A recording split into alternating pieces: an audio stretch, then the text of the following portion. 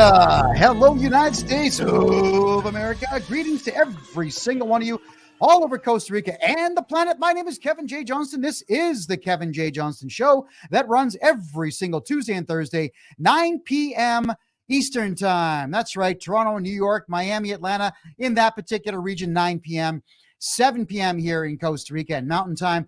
We are always thrilled to have the best guests in the world on our show. Tonight, we've got former Member of Parliament Rob Anders. This is part 2 of Trudeau killing the banks. That's right. We have a lot of information to cover here about how Parliament works and how the banks work. My only anecdotal tale for tonight, everybody, is that here in Costa Rica, our good friend Ed and myself, we went driving all over Costa Rica looking at airports, all these hidden gem airports all over the country. And we came across a farmer who invited us onto his land and decided to show us what a yucca was. I've never heard of yucca before, but this guy literally found a tree that was about 6 feet tall, started digging with his hands, and pulls up what looks like a half potato, half carrot combination, 27 inches long, 6 inches thick. This thing was absolutely unbelievable. He says, this thing cooks and tastes like potato. All right. So we took it and we sliced it up. This is what yucca looks like when you barbecue it. There you go, everybody. And if you want to know what yucca tastes like when you barbecue it with a bit of olive oil on top, home fries, like the best home fries Canada and America has to offer. So that is going to be my meal after the show tonight, is more yucca with cayenne pepper, sea salt, and probably a little bit of spicy ketchup, because down here in Costa Rica, one of the most popular things to do is mix hot peppers into ketchup. And by my own admission, I love the stuff. Although when you read the ingredients, unfortunately, a lot of it has MSG. Something I do have to warn everybody about. If you're buying canned food in Costa Rica, read the labels, because MSG shows up more than it should. It's almost like Canada back in the 70s when everything had lead paint and MSG. Well, it's like that here now. If you want to avoid MSG, just buy vegetables, fruits, and meat, and forget the canned goods.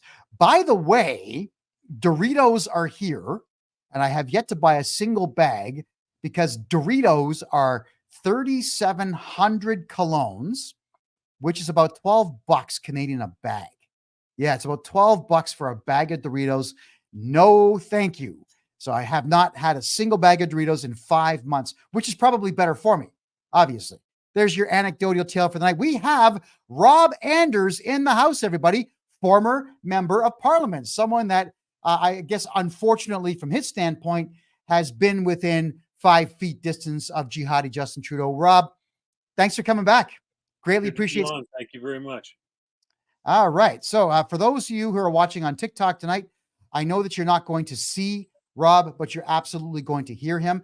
If you decide that you want to see the show, just head on over to freedomreport.ca, and that is where you will see Rob's lovely face. So last time we spoke, Rob, we were talking about Trudeau crashing the bank system through inaction, actually not through action. And what we had discussed is that the Bank Act of Canada is going to expire next year, and he's just not going to renew it. So let's talk about the Bank Act. Let's get a redefinition of what that is, and then we're going to really dive into this. Please go ahead. Sure. Yeah, so the Bank Act dates back to 1871.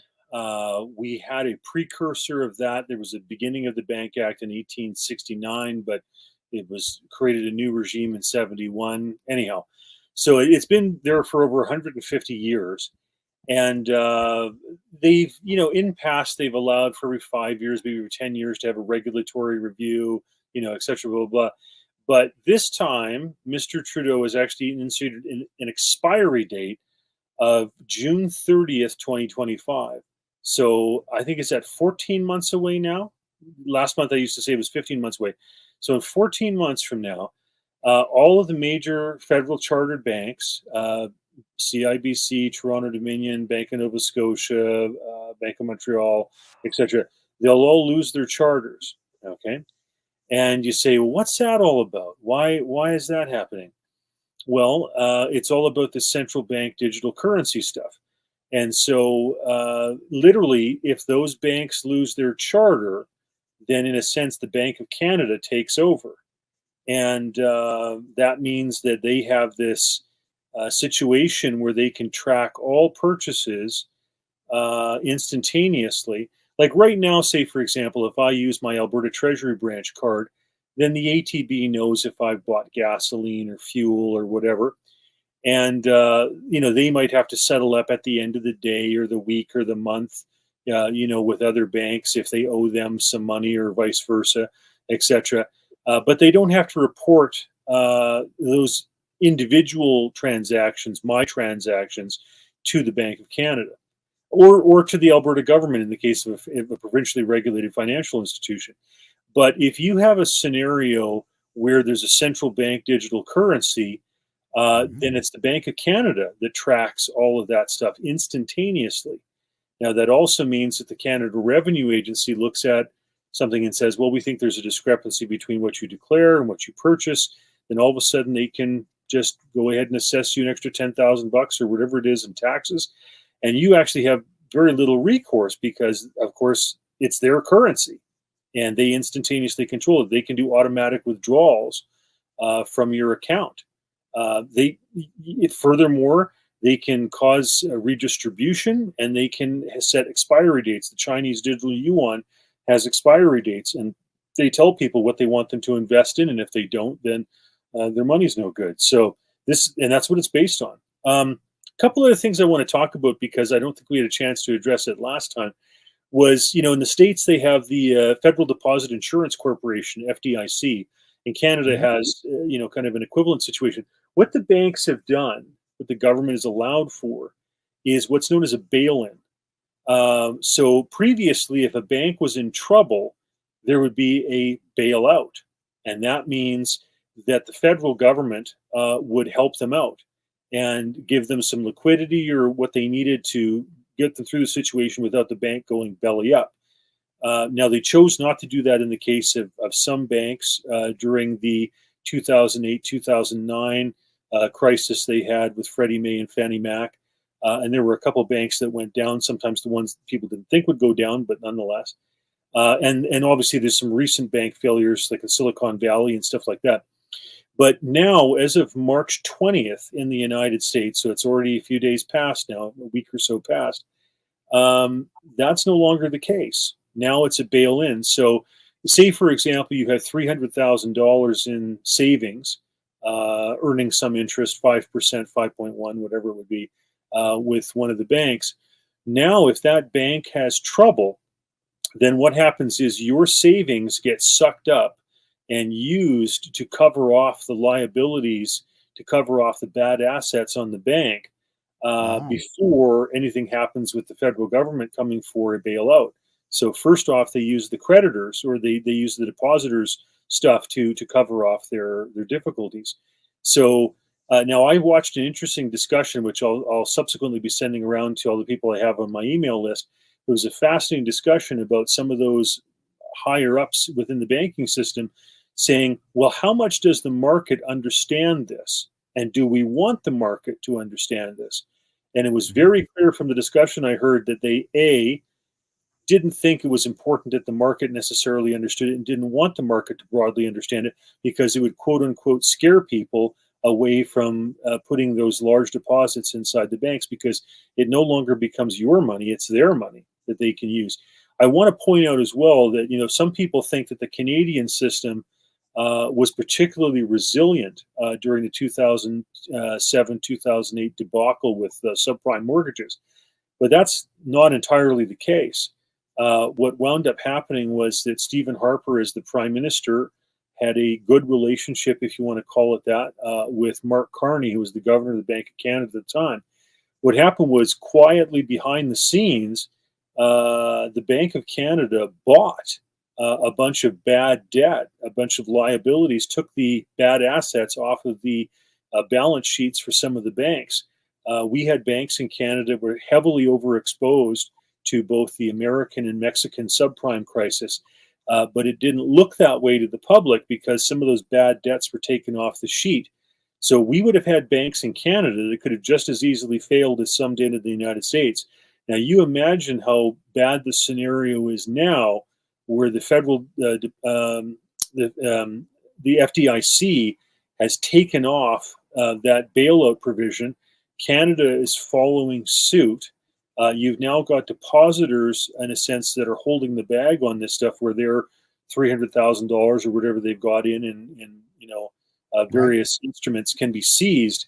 It's a nasty scenario, and the budget in upcoming here in April in Canada is going to have all of these various mechanisms for central bank digital currencies and whatnot embedded inside the budget. Okay, so that's a lot you've just covered there. I want to break it down a little bit here, and I want to say thank you to everyone who's joining me for the first time over here on TikTok. My name is Kevin J. Johnston, Canada's #1 podcaster, biggest mouth, obviously, and I've had to escape to Costa Rica here to get away from the Canadian government, specifically to be able to podcast and not have the police kicking down my door. This is Rob Anders, who is a former member of parliament. He's been this close to Justin Trudeau. I feel so sorry for him about that. But Rob is also a banking and finance expert. And we're talking about the Bank Act being dissolved next year in Canada. So we get this. If Canada switches to the central bank digital currency, they will know everything you purchase up to the minute. Right. It's a bad scene. Now, yes, you can argue that if you tap your credit card or your bank card, they know as well. But they still have. Go ahead. Yeah, I want to point out the clear distinction there. So whether it's an Alberta Treasury Branch card, which I would hold, okay, or whether or not it's Visa, it's MasterCard held through one of the charter banks, etc., they are not obligated to reveal that information to the federal government, to the Bank Act, or to the Bank of Canada in live time, okay, or in anything. They have to square up their balance sheet with other banks at the end of the day to make sure that they're not out. Okay. Right. But that's a macro number. It's not a micro number with regard to me or you specifically. But with the Bank of Canada and issuing a central bank digital currency, they will instantaneously have all of that information. Yes. So what I was going to say is that they can find record of everything you spent on your credit card or your bank card, but they need a court order or a warrant to do so. So it's not like it's going to be shared instantaneously. They have to work. The police will have to work, and they have to have justifiable cause in which to do so. But you are correct to say that if the Bank of Canada has a central bank digital currency, yeah, they'll just divulge that list to anybody who wants it, and they'll use it to screw us. I agree with that as well. It's all about control and power. Yeah, absolutely it is. And my biggest fear with a central bank digital currency is the fact that they can have it operate like a coupon as opposed to a currency, which has an expiration date. So I know that in China, you get 6 months to spend your coins. That is all that you get, 6 months. And if you don't spend it, it expires, and that's it, because you can't save it. So what I would have to tell people is if you do get into the central bank digital currency in Canada, buy gold and silver with it right away, because at least then you can save something. All right, just buy gold and silver right away. Right. Don't think that it's going to have any value in the future, because they'll shut it off. If you don't get, there's like more needles, they're going to measles. They want you to get needles for measles now. You don't get them, they're shutting off your money. All right. If you don't mind, I'd just like to also illustrate something with regard to the Bank Act, because I realize that, a lot of branch managers, they're concerned with mortgages, etc. The only people in the banks that are maybe even paying attention to this are the people who deal with government relations in either Toronto or Ottawa type of thing. But I want to tell you why they've chosen June 30th. The House of Commons usually breaks around June 15th, middle of June. It starts to get hot and muggy. There's not adequate air conditioning. They're wearing wool suits. They want to get back to Canada Day on July 1st to their ridings, etc. So they usually break about June 15th. The Senate might stay for another week just to tidy up loose business that comes out of the House to get it passed in the Senate so it can receive royal assent and have the Governor General give it royal assent, etc. So by the time you get to June 30th, there's nobody. There's no MPs, there's no senators, there's no parliamentary oversight. Now, the reason they set June 30th is because that way they have the end of June, June 30th, they have all of July, they have all of August, and they probably have all of September for 3 months where there is no parliamentary oversight with regard to whatever the cabinet or the government chooses to do with the Bank Act from June 30th until September, or maybe even early October, when the House begins to sit again. That allows them a lot of leeway with regard to what they can get away with without having any senators or MPs in session in Ottawa. So because it gets a little too hot, everyone gets a couple of months off, and with no Senate, no anybody there, Trudeau could actually just pass this if he wanted to pass it. Nobody could stop him.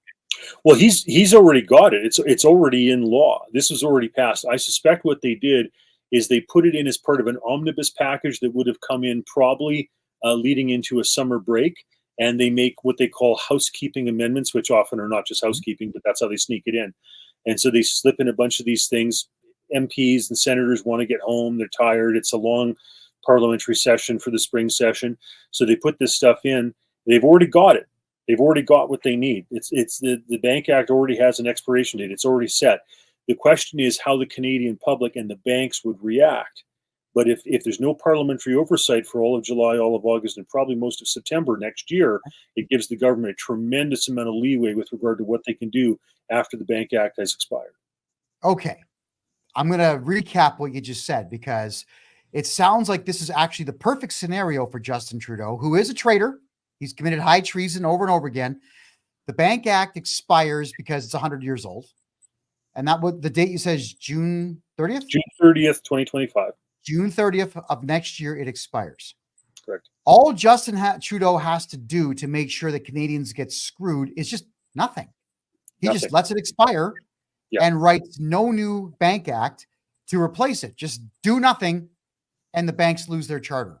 That's right. Right now, this is set in course. They need to do nothing else to have the federally chartered banks collapse and for the Bank of Canada to take over some of those duties, like, say, for example, the currency, CBDCs. They don't need to do a damn thing right now. It's already set. The question now is whether or not we, can try to change the expiry date of the Bank Act so that push it later, or B, have an election to get rid of him and have Pierre Poilievre or somebody come in to reset that, or C, have the provincial governments go ahead and make it so that there are provincially regulated financial institutions, like in Alberta's case, Alberta Treasury Branch or Bow Valley Credit Union, Service, Christian Credit Union, etc., go ahead and take on, let's say, 3% of assets in gold and silver, something that's real, something that's tangible, because then it'll send a signal to the market where people will take their credit cards, their accounts, their mortgages, move them over to those other institutions, those provincially regulated institutions that'll be more sound and not under the direct supervision or touch of Justin Trudeau and his cabinet, and serve as a bulwark against a potential currency collapse in Canada. Wow. Okay. I guess Trudeau's in the perfect position then, because this could lead to chaos. And this, help me out here. You are a former member of parliament of 18 years. Trudeau does nothing. The Bank Act expires. People start to panic because they have no idea if their money has any value whatsoever, to which I actually don't think it will. Right. Can he use this to cancel the election in October of next year? Well, he's used the War Measures Act, the Emergencies Act before. I can't imagine. How could I possibly say with a straight face that he won't do it again? I mean, he didn't do it with fair justification last time with regard to the truckers. If there's a banking crisis that he's created, I don't think it's beyond him at all to utilize something like that, the War Measures Act, the Emergencies Act, to go ahead and cause further mayhem. Okay, so we're not saying this, everybody. I'm not asking this line of questioning here because I want Canadians and Americans by default to panic about this, but you do have to be ready for this. If the Bank Act expires and your cash goes to zero value in Canada, there'll be chaos, and then he can bring in the war, or we'll call it the War Measures Act again, the Emergencies Act, and shut everything down again, and give the police hyperthyroid individuals wearing body armor that's costumes is what they wear, but give them more guns and more bullets and say, let's just go make sure there's no polling stations open because we're in an emergency that he caused through inaction. Holy crap. This is unbelievable, Rob. Okay. Go ahead, please. Make your point. Well, Yeah. no, it's an incredibly sad scenario, and it's amazing to me the amount of people who aren't paying attention to it. You know, it's black and white. It's clear as day in terms of the amendments to the Bank Act. I think a lot of people are in denial. It's a matter of cognitive dissonance. They say, "Oh, but that can't happen in Canada." Well, he's already changed the legislation. It's already a de facto thing. It's a Yeah. question of what we do now in response to. I'll talk about a fourth option, okay, which I hope the banks take to heart. Which is, if I'm one of the major federal chartered banks, the CIBC, Toronto Dominion, CIBC, Toronto, whatever, any Bank of Montreal, Nova Scotia, they could potentially create provincial subsidiaries. So, say for example, you have CIBC of Alberta, for example, okay, Right. and they could transfer assets to those provincial entities because Trudeau doesn't have jurisdiction over that. So, if they did that in the remaining 14 months before the expiration of the Bank Act, that would mean that he doesn't have the authority to shut them down. But I've yet to meet any serious, senior level bankers that are contemplating that. I don't think they're taking this seriously. All right. Some of them, they have a hard time believing that it's true that he would do this. Right. But, they shut us down for a non-existent pandemic for almost 3 years. There's 211 political prisoners in Canada right now. They'll do whatever they want. And now we've got a lot of Australians in the TikTok room right now. So Australia, you got to understand something, that the Canadian financial system is copied from the British financial system, which of course your financial system is copied over or from.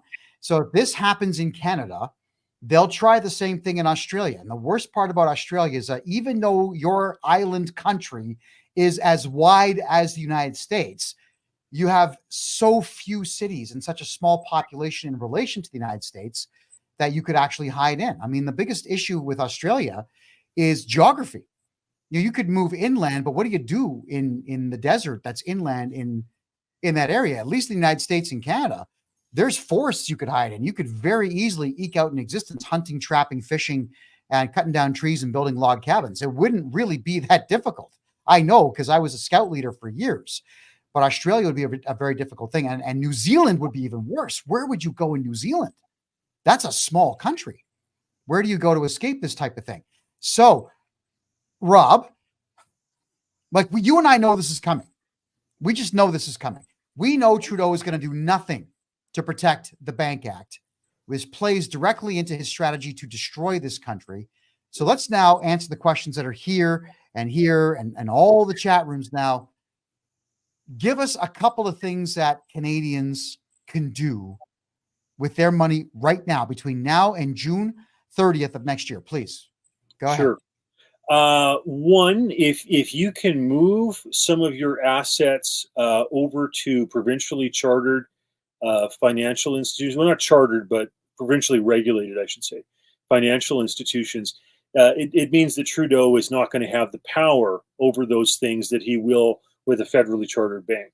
So, for example, Bow Valley Credit Union here in Alberta, Brett Olin, I probably chit chat back and forth with him almost every week about this stuff because he's on my email list and I know he's given presentations about this. He's a big gold bug.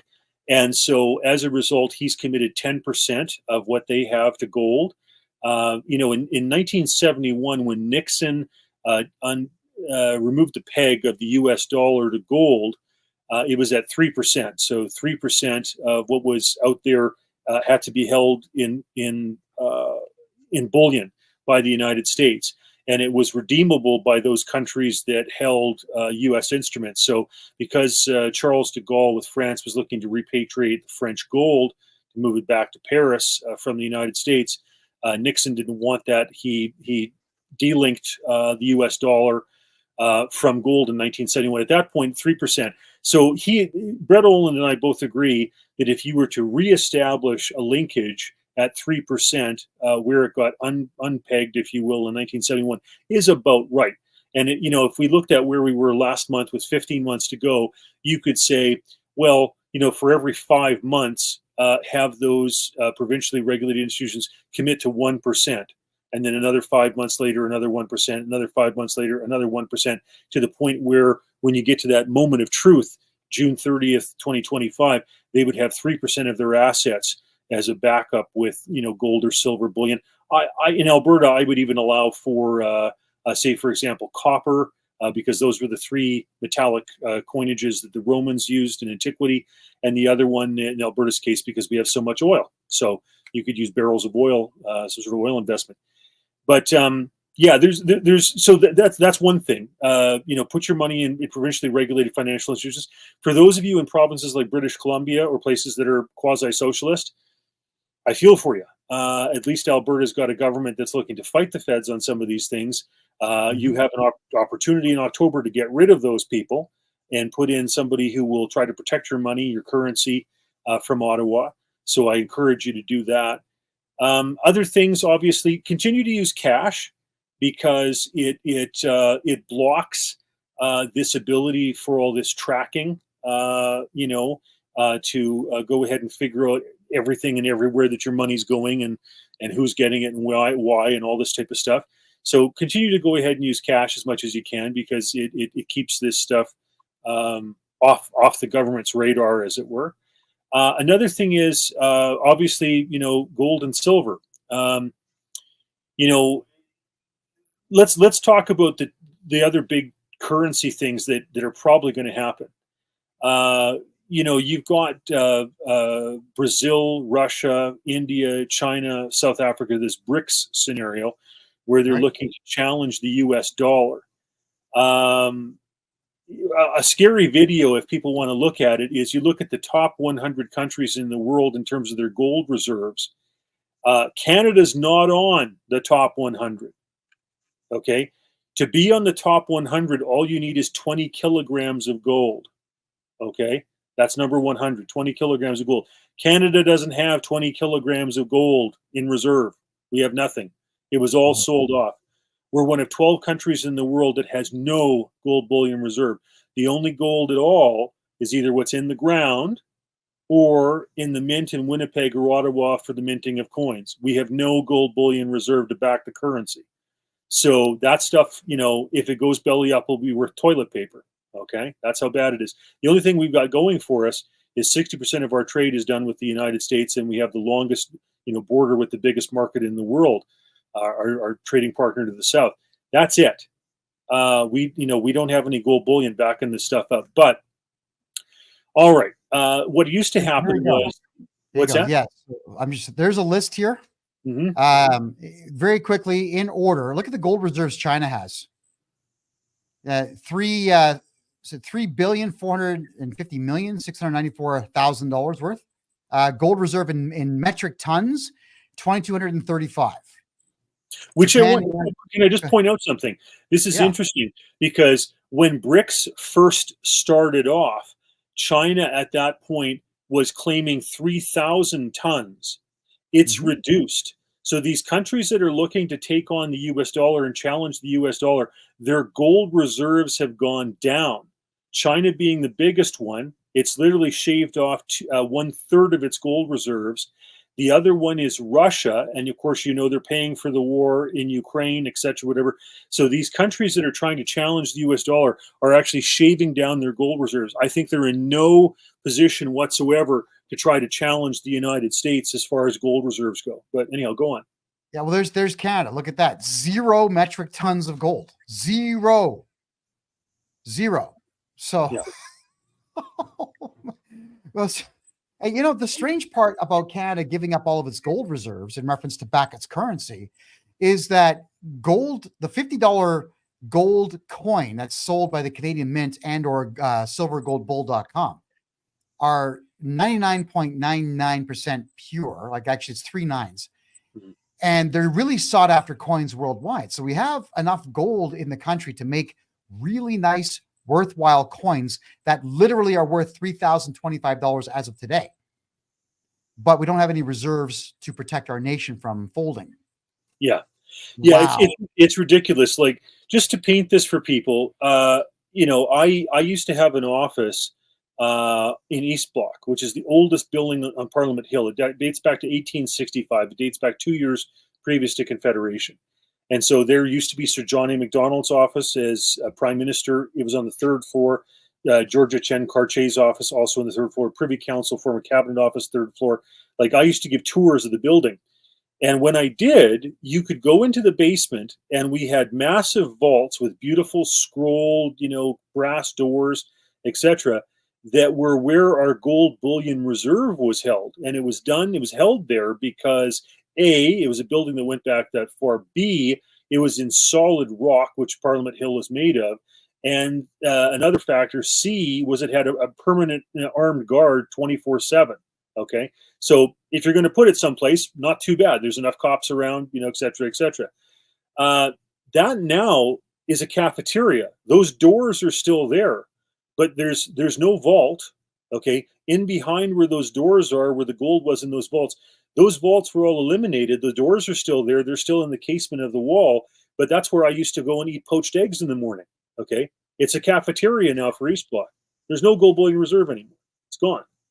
I literally, my office was on top of it. It's gone. Okay. So, So I think this BRICS thing is not going to be a successful challenge to the US dollar. But what it'll do is it'll cause complications for the US dollar. It'll cause reverberations and ripple effects through the Forex currency exchanges. Mm-hmm. And I think at some stage, the US dollar in a real currency crisis may have to repeg to gold.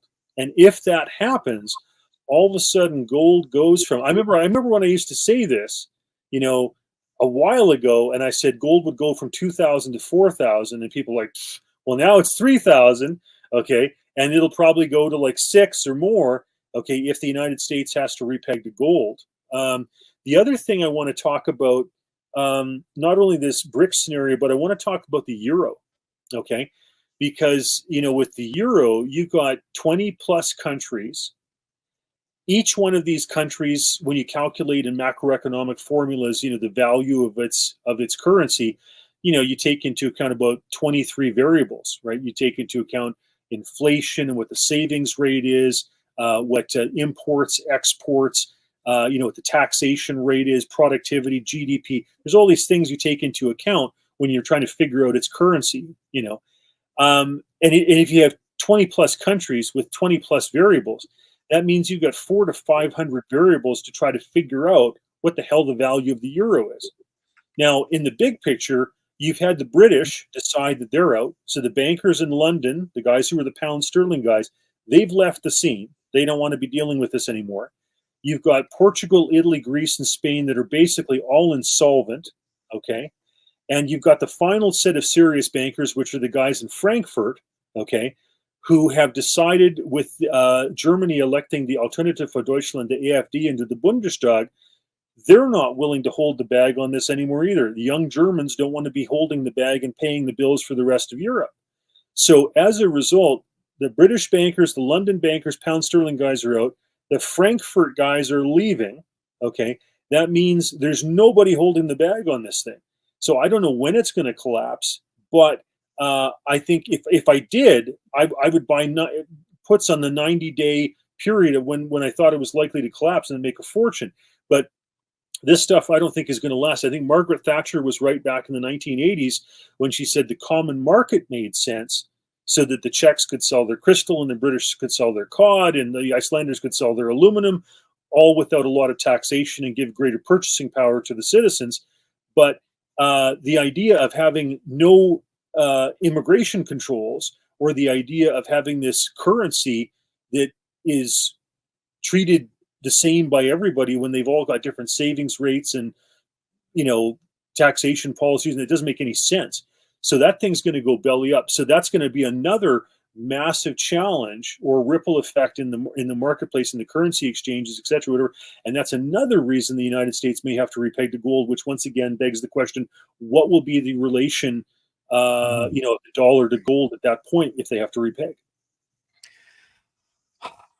Okay. If the United States goes back on the gold standard, do they have to then get rid of the Federal Reserve and stop borrowing money that the Federal Reserve creates from nothing, essentially, and then create their own United States dollar again, and then have that dollar be exchangeable for gold? Is that what they would have to do? Well, the favorite system that I have and that we've ever had, I think, actually, well, okay, there's a couple different things to look into.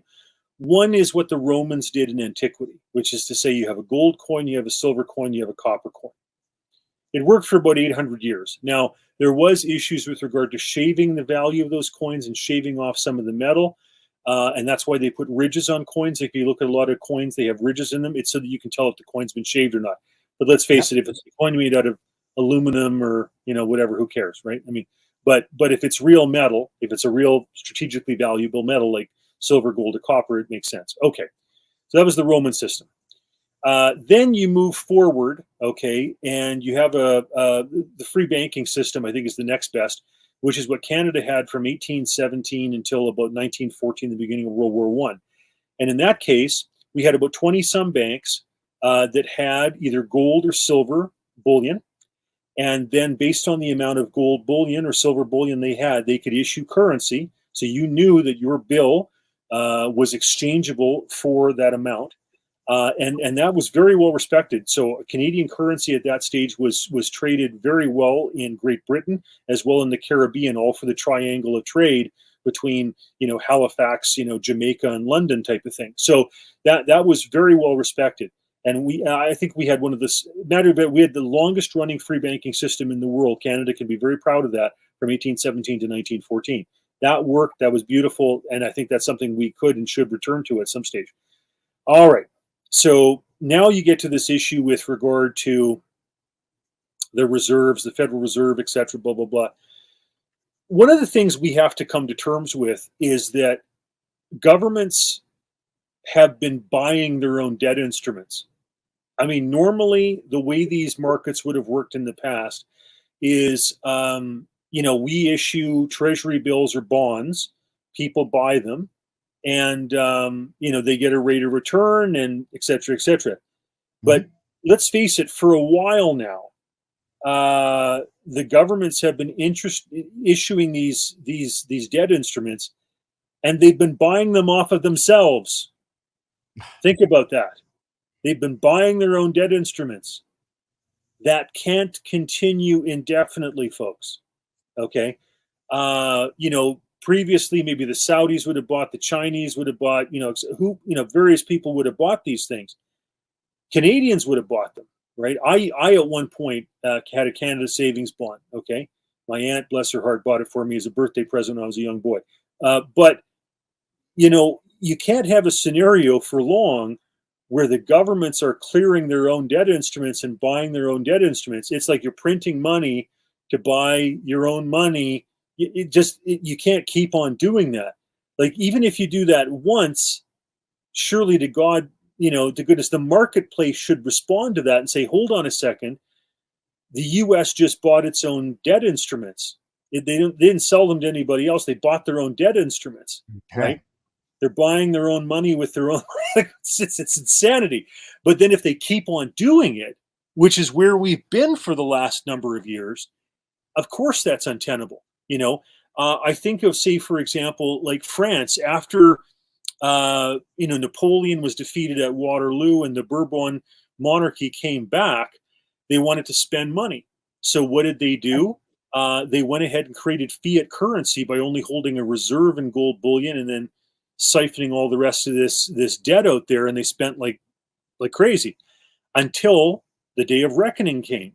And then there was a run on the banks and it imploded. And the bankers who were in charge of that left France and became the bankers in Italy and the bankers to the Vatican, and then eventually moved to the United States. Okay. So this stuff never goes on indefinitely, folks, and you can't have governments buying their own debt instruments. All right. Couple of quick questions here. Number one is from Rumble. Guestet is asking, please ask your guest if the Canadian government will give the public any notice on the central bank digital currency when it begins. Will they actually advertise this or let the public know? And if they do advertise it, how in depth is the advertising campaign likely to be? Well, the budget that's upcoming here in April, I think it's April 16th, it's presented in the House of Commons. That literally will have a bunch of facilitation in it for central bank digital currency. So that they're already well along the beginning of the process. I've heard through back channels that the Bank of Canada is going to go hot and heavy on this after a subsequent election. So they're already setting up the mechanisms in this budget, in the budget that's presented in the House on April the 16th. They've already done studies. They've already done a bunch of trials around the world on these things, various countries. Right. At one point, we were sitting with a half a dozen places that were looking at this. We've now got 120, different banks that are involved in this, worldwide type of thing. So and let me just talk about the reason why some people are driving this so heavily. I mean, yeah, it's control, right? Right. But Right. when you look at China, okay, if China opens up its currency, okay, if it actually has a free exchanging currency, the money floods out of China like nobody's business. That's why you've got homes in Vancouver that are priced beyond what anybody can buy, unless you're coming from Hong Kong or something like that. And why that is because the Chinese would rather have a property in Vancouver they don't live in that's sprouting weeds than have their money in a debt instrument in China or in a bank in China or with the government of China. They don't trust their own government. So that's why the money floods out of there. And so if they open on a free exchange, they lose money like crazy. So they love the idea of having the Chinese central bank set a set exchange rate with the Bank of Canada, with the Federal Reserve, etc., with all these central banks around the world, because then there is no free floating currency. Like, in some of these commie dictatorships, you go to Havana, you go to some of these places, you can exchange with cab drivers or whatnot for an exchange rate that's more favorable than what the bank offers. Well, if you don't have cash and all there is central banks, and the central banks all determine what the fixed rates are for exchange between each other, there's no private dealing in what the value of the currency is. And so Okay. now China doesn't have to worry. So what you just said there makes sense, because down here in Costa Rica, the money scale's weird. Yeah, you've got 1,000 colones here in Costa Rica is $2 US, or about $2.50 Canadian. It'll buy you a pineapple and an orange. That's what you'll get for that amount of money. Okay. But when you start buying things in bulk here, everybody, in Costa Rica especially, I grabbed 5 pineapples and 40 cucumbers, and the guy gave me this ridiculous price of 25,000 colognes. I said, no, 10,000. And then he wanted to negotiate. So no, 11,000. Okay, 12,000 final number. I started walking away and he took the money. So you can actually still make that kind of a deal with cash. And that's what Rob is saying here.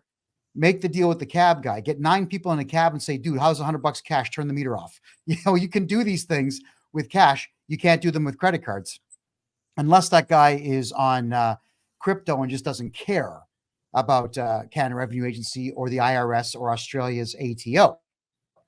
Or the crazy, whatever they call it. In Venezuela, for example, there were different exchange rates. If you were a friend of the Chavez or later Maduro government, you had a more favorable exchange rate. If you weren't a friend, then you had a less favorable exchange rate, et cetera, et cetera. But if you were to go to a cab driver in Caracas, okay, they would far prefer to take US dollars than they would their own currency, which literally is worthless. And so as a result, you can actually barter for sums of whatever. And the exchange rates are going to be more favorable in the private settings amongst cab drivers than what they would be with the central bank. But if you don't have cash, then there is no private arbiter of what the currency is worth.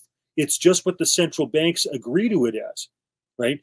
And you imagine Trudeau, if he printed up $1 trillion already, and was into seizing bank accounts for the people supporting the truckers, with the press of a button, which he's already got in the Bank Act now, he can create more currency for even more inflation and for even higher interest rates with the press of a button.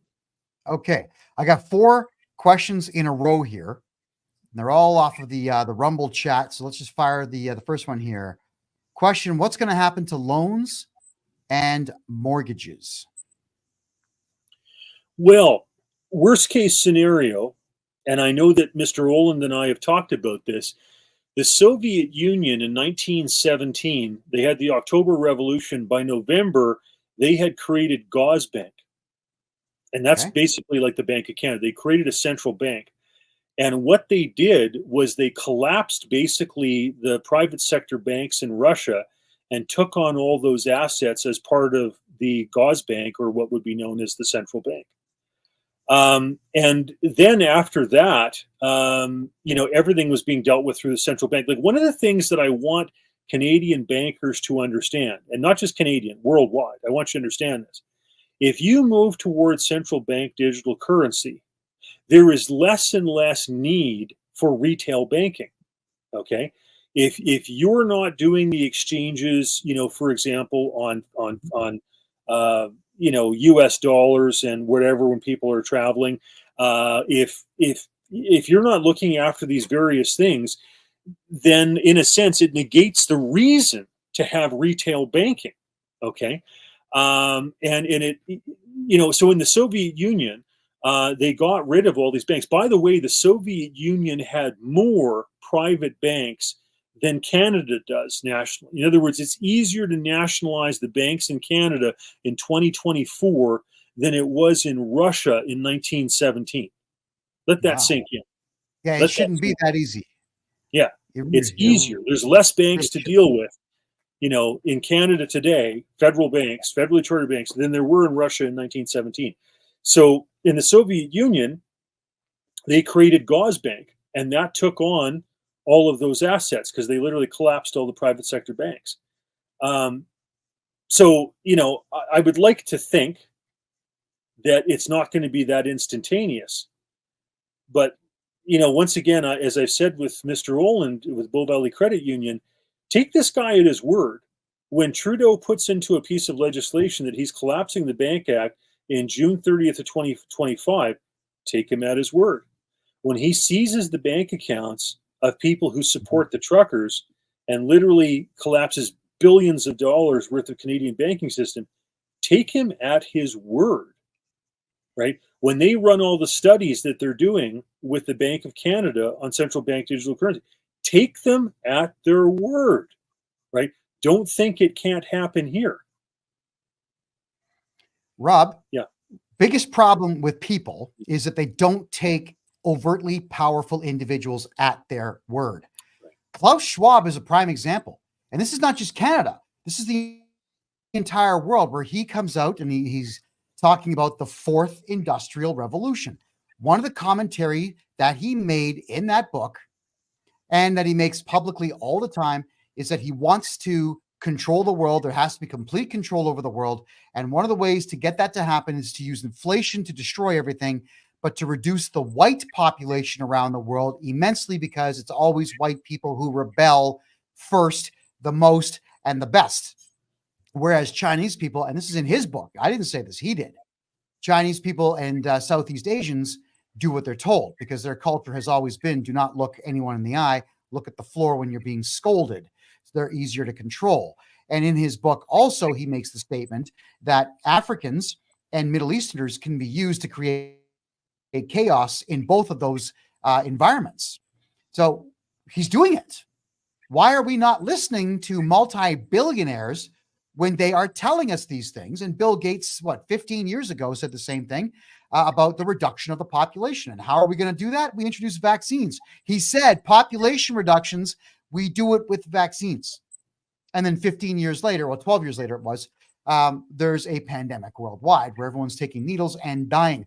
Listen to our leaders. When they say what they're doing, they're actually telling us in advance they're killing us, and nobody's listening. I have a book in my library that was printed in 2002, and it talked about the Great Reset coming in 2030. So some of these people have been planning this stuff for decades, folks. And I think we just kind of didn't take them seriously. But let me tell you, folks, we had better start taking it very seriously. Further to the loan question, basically, you're going to have a severe restriction of credit. You're going to have a real credit crash.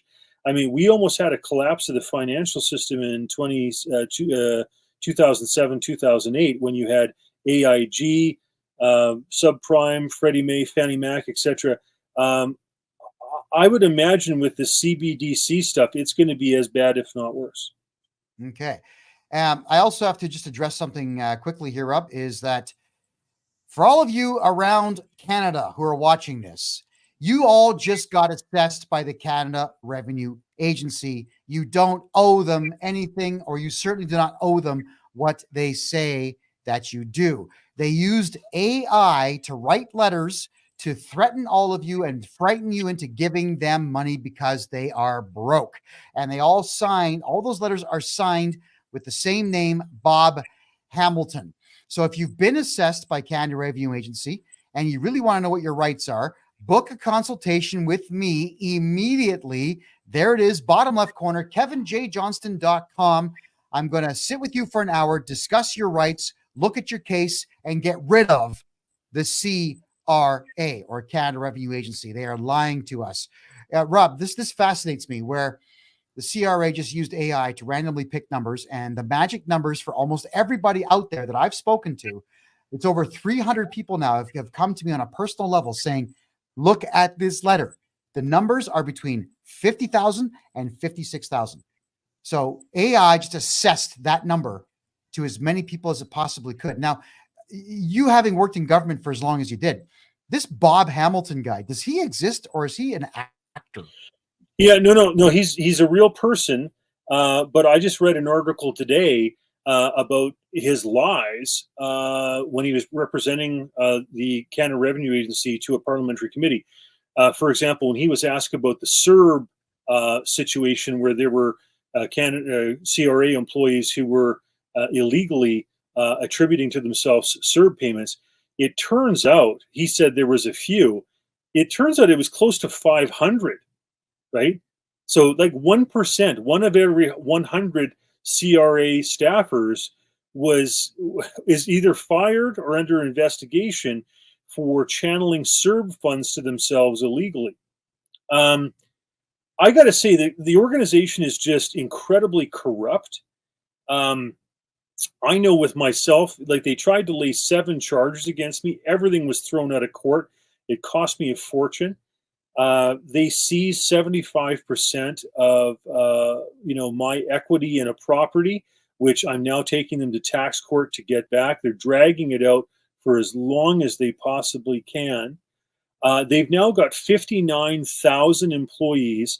The Department of National Defense on paper is supposed to have 68,000, but the reality is there's 25% vacancy. The CRA is larger than the Department of National Defense.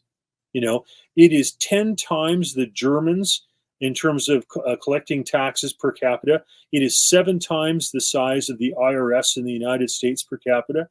It is a beast.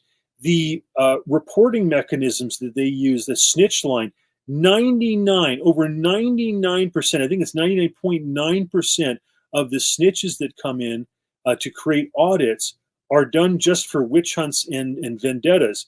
There is almost no revenue that comes off of that, but it is used as a witch hunt tool. This thing is so corrupt and it's so bloated. It needs to be seriously overhauled. The ombudsman for the CRA, Taxpayers Ombudsman, does not report to Parliament. They report to the minister and to the bureaucrats they serve. It has no independent reporting. There's just so much bad that's going on there. And, with the affirmative action stuff that goes on in terms of the hiring there, we've got foreign governments that are influencing the CRA and holding it captive and using it as their own tools to advance their objectives in Canada. And so they've got people for these foreign governments that are using it to go after Canadian citizens that they deem to be problematic. And I can think of that. I have a friend of mine, David Elderfield, who has been trying to get his issues dealt with now for a very long time. He had a company in the U.S. that was going to pay him $14 million U.S., the equivalent of $20 million Canadian, because he developed ways to check with a spectrometer what was going on inside sea containers. And the Department of Homeland Security in the U.S. was endorsing it. Canadian Border Services was endorsing it. The Chinese pretended that they were interested in it just so they could get a copy of their prospectus. And then they did everything in their power to crush it. And the CRA went ahead and scared away all his creditors, never even performing an audit. They refused to perform an audit because they know that they wouldn't have been able to corroborate what they had told the creditors with the audit. Like we've got some really egregious stuff that's going on with the CRA.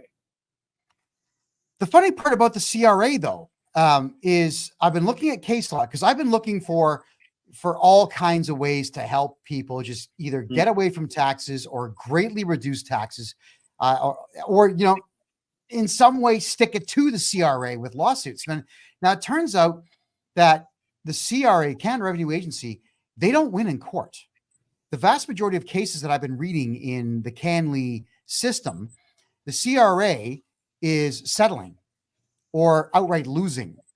So the Canada Revenue Agency is actually almost never the plaintiff. They're always the defendant. So they're actually not suing anybody. They are just issuing threats, locking bank accounts like you, locking properties up. They're breaking the law every single day, but they're not using the courts to do it. So when we, the people, then use the courts to get back at them, simple things like file a motion in the court so you can ask a judge to lift the lien on your property. CRA doesn't even show up for these things. So you get your ex parte ruling. And the average Canadian doesn't even understand what a motion is. You can ask a judge for anything. He can throw you out of the courtroom and say, that's dumb, or he can grant it to you.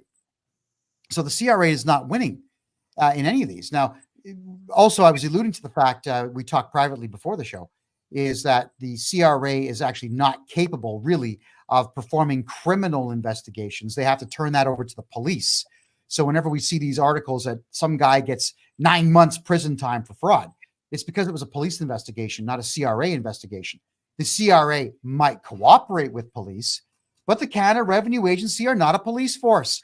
You guys, did you all not watch the video where I talked to a CRA staff member and I asked them a question? Are you a police force? No.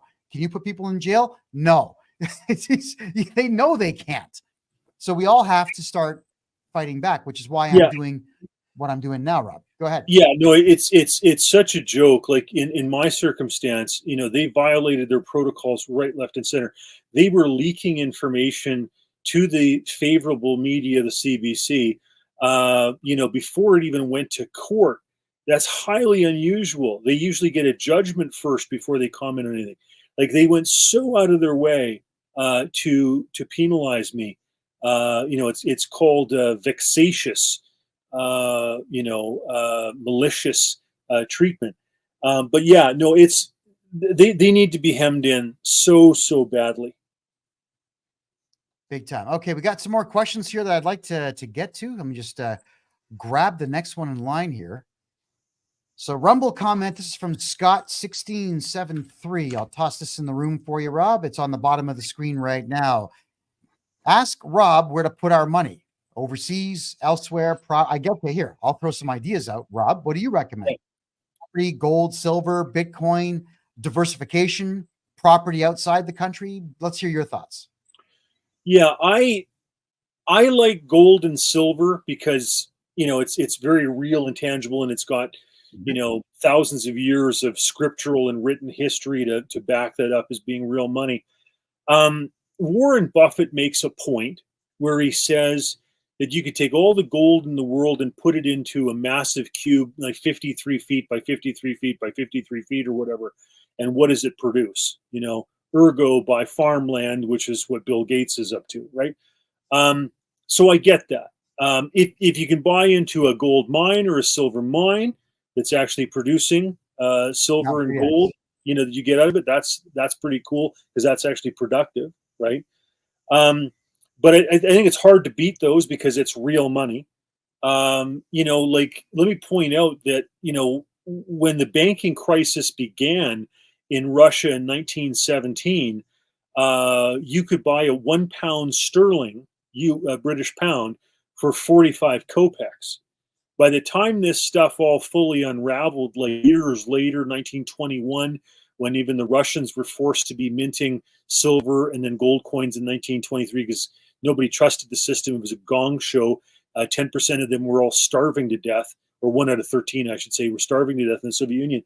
At that point, it was 5 billion kopecks to be able to buy a pound sterling of silver, right? So that's how bad the stuff can get. So silver is a little more cheaply priced in relative terms than gold. So if gold goes up by, let's say, double or triple, silver would probably go up by triple or quadruple, where it's at, because for various reasons, silver is used in more productive, things than gold is. Gold, is used for transistors and some stuff, but it's not as much of an industrial metal. So that's not bad. I think you're going to find that a lot of people will probably park their money in real estate because, once again, it's something tangible. But I would say, from my personal experience with the CRA, when those jokers go ahead and put liens and various things on the property, it's hard because a bank may not want to renew the loan if they put a bogus lien, et cetera, et cetera. So those are always complications too. I have a solution for that, though, everybody. When you're going to buy your house, get a hold of me. Don't put your house in your name. Call this guy, Kevin J. Johnston. Yeah, you just got to do it, because I'm telling you, if you have your house in your name, Rob is correct. They'll just go ahead and put a lien on that because your name is on the assets. No, talk to me before you make these decisions. Rob, please continue. Go ahead. No problem. Also, people are talking about jurisdictional issues, right? So should I put my money here rather than there, et cetera, blah, blah, blah. Well, let's face it. Canada under Trudeau is in a terrible position, but does that mean that all of a sudden, Russia under Putin looks good? No. So I would say this, like, of all the jurisdictions in North America, the one that is the least taxed in like a period of 50 to 100 years is Wyoming. When you look at a combination of value added taxes, state income taxes, fuel taxes, etc., Wyoming has overall the lowest of the lower 48. The only one that even sometimes competes with it is Alaska, and that's because of their rebate with regard to their oil royalties and stuff. So I think if you had to choose any place in North America, Wyoming would probably be my first choice. One of the reasons people like Florida so much is it's one of the 7 states that doesn't have any state income tax. So, you got Wyoming, you got Florida, you got Tennessee, New Hampshire, Texas, Washington. I'm missing the other one, but anyhow, you get the idea. And the best thing that Florida has going for it is, you got DeSantis as governor because he's been fighting a lot of the woke stuff and didn't go along with the COVID agenda and everything else. So there's a lot to that. But the other thing is that they also have the best protection for your private property, your domicile, your primary residence. So in Florida, your other creditors can't go after that. I think the only creditor that can actually go after that might be the IRS and the bank that you owe the loan to, the mortgage. But other than that, no other creditor can go after your primary residence, regardless of how large the sum is. Alberta had a protection like that because of the Great Depression, where I think you were protected up to $250,000, which once upon a time was a serious sum of money. Nowadays, most people's homes are worth more than $250,000, but Alberta had a protection. They should probably increase that to like $1 million so that people can't go after your assets, unless you're like one of those primary creditors. Yes, and someone's asking me a question here in TikTok. I own a home already. Whose name should it be in? What you do is you get a hold of me. We'll open up a numbered corporation for you and transfer the title to that numbered corporation. Now, people say, but what about what happens when you sell it? Do you have to pay capital gains? Well, if you don't talk to me, yes, you do. If you do talk to me and you get everything ironed out, no, you don't, because there are provisos in law that I have been studying now very intently and working with lawyers on and chartered accountants, and we have discovered everything. So these aren't loopholes. They're not loopholes. It's just the way that the country is structured. So that is what you should do, everybody, is make sure that your house and your car are in a numbered corporation. That way, when it's time to sell the house, you just sell the corporation and the house goes with it, which is quite remarkable. All right, Rob. So I got more questions here. The next one is Can I just add to that and say my dad worked for CNR, Canadian National Railways, and he knew that amongst the various railways, BC Rail, CP, they would often talk or collude on prices, which was in violation of the Combines Act. And so everything was in my mother's name because he worried that at some point, they could try to nab him on something like that. But he's since passed away years ago. So, gotcha. Yeah. So, Rumble comment from Guestet. Please ask your guest if and when the Canadian government will eliminate cash. That's a distinct possibility. But Rob, you're the pro. Let's hear it. Well, they're going to start putting in some of the mechanisms with regard to that in this budget on April the 16th.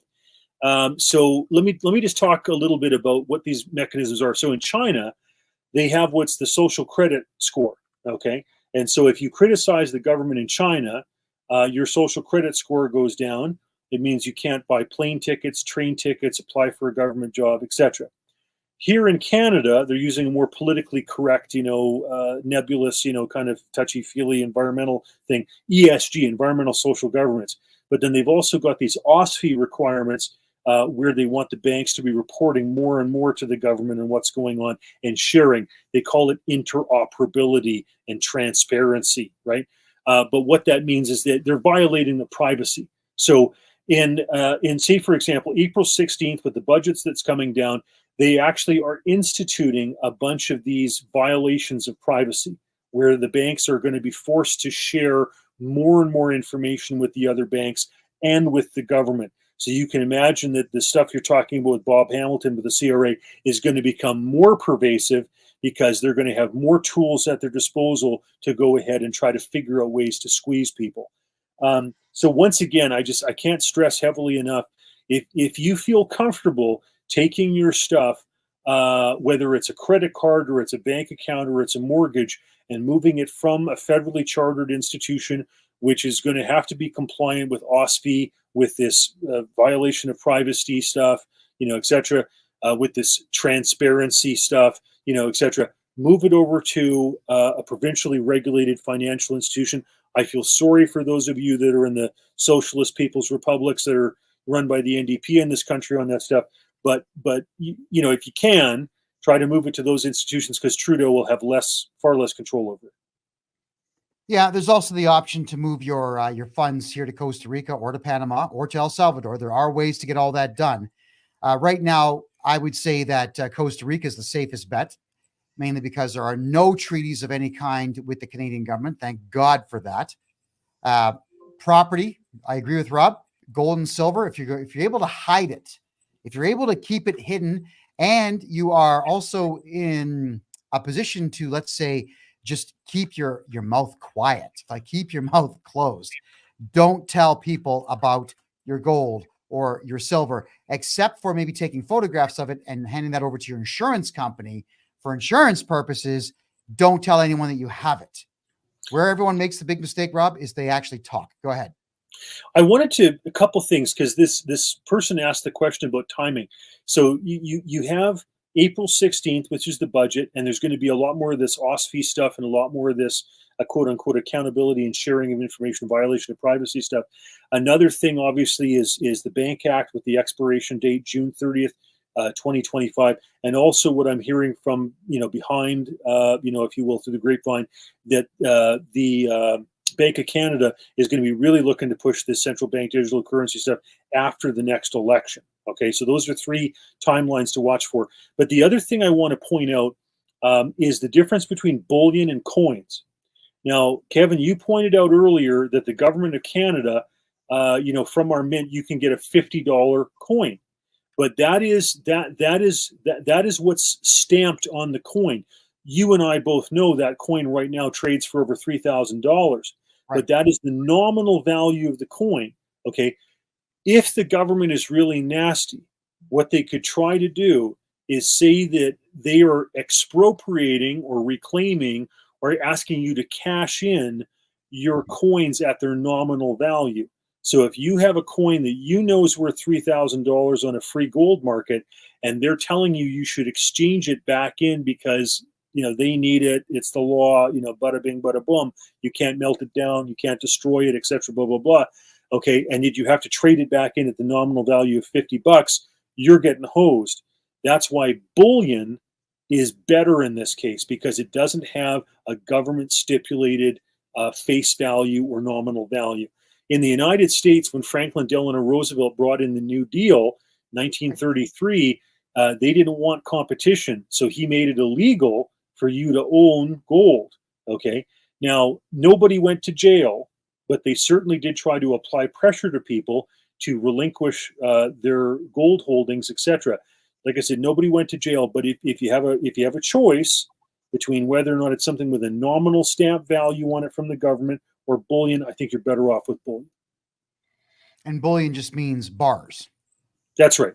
Yeah, okay. Bars, ingots, stuff that doesn't have a nominal value. Because if it's stamped with, the Queen's portrait on it and with a nominal value, the government could potentially say that that's ours. We're getting rid of currency.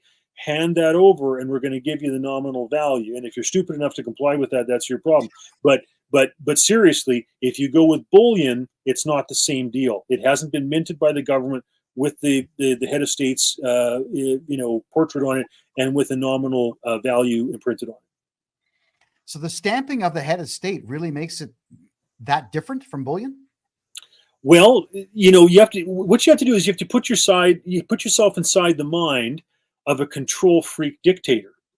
And if they want gold, and if they want it on the cheap, they would try to scare people to turn in their gold for its nominal value of $50 rather than $3,025, and tell you that if you tried to melt that coin, that you are now in violation of tampering with currency, etc., and you could face a fine or jail time for that. So don't give them that.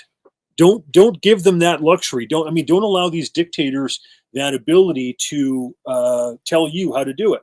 If you have bullion, ingots, bars, that type of thing, I think you're better off.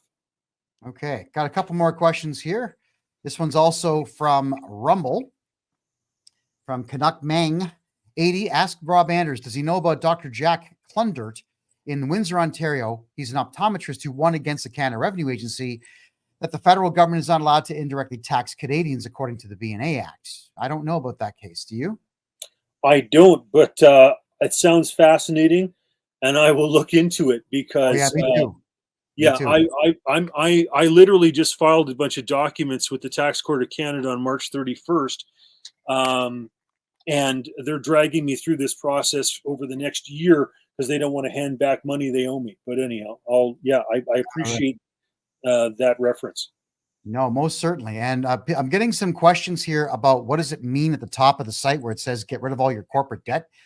So everybody, what I can tell you is that I've also discovered a way, if you've got a corporation and you have Canada Revenue Agency debt, GST and HST debt, bank debt, and debtors of any kind, I could eliminate them, the whole thing, in between 2 to 6 weeks with, of course, your full cooperation. Do what you're asked to do, and it will all go away. I've been working very hard on this, everybody. If you want to get rid of your corporation's debt, every last one, get rid of all the phone calls, get a hold of me, book a consultation right now at kevinjjohnston.com. Like I said, Rob, I've been working very hard on looking at everything the CRA's got to offer.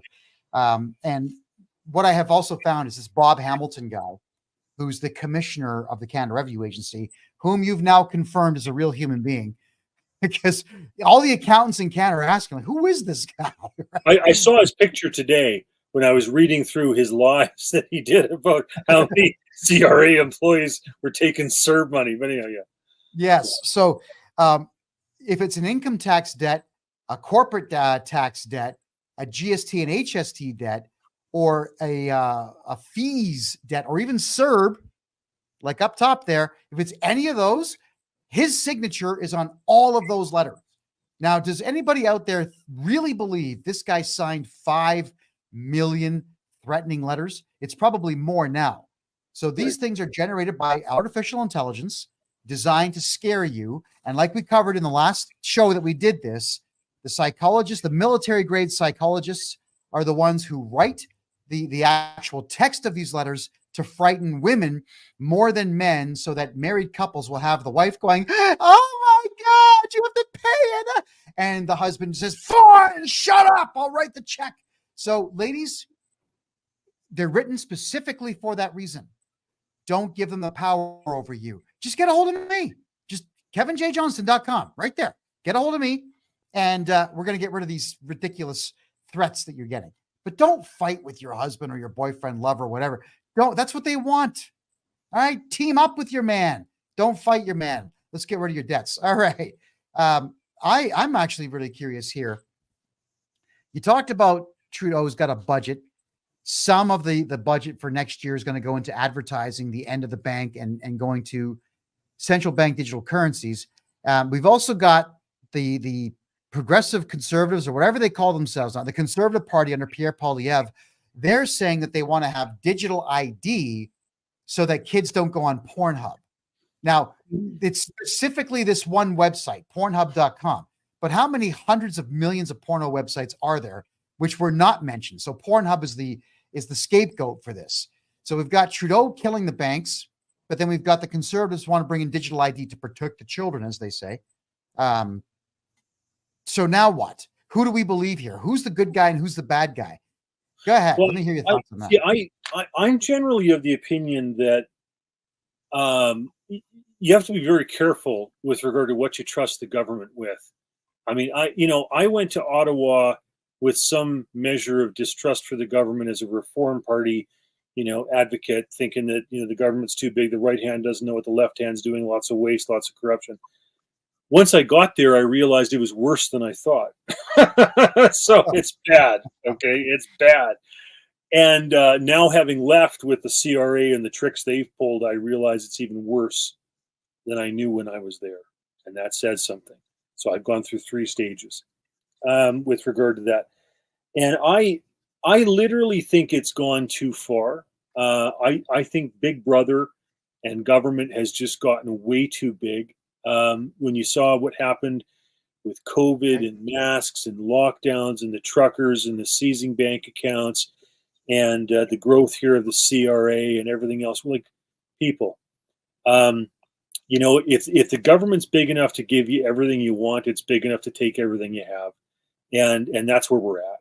And I think we need to have a fundamental reform of the size of government. I think that the questions that Milei is asking in Argentina need to be asked around the world. Do we really want these massive, governments? I mean, I've heard stories, for example, about WE and the $1 billion that they were going to get, and that some of that money was meant for Sophie Trudeau as hush money, etc.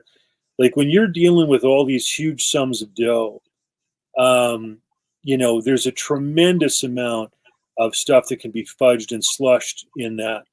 And that's what does happen. Like, one of the things I'll give Paul Martin credit for was that before he was finance minister, they only caught things, examined things that were $100 million or larger in the budget scrutiny. Yeah, can you believe that? So if you wanted to sneak something in, you did it at the $99 million level. Okay. But then, I know it's ridiculous, right? But then when he became finance minister, he wanted to catch more stuff.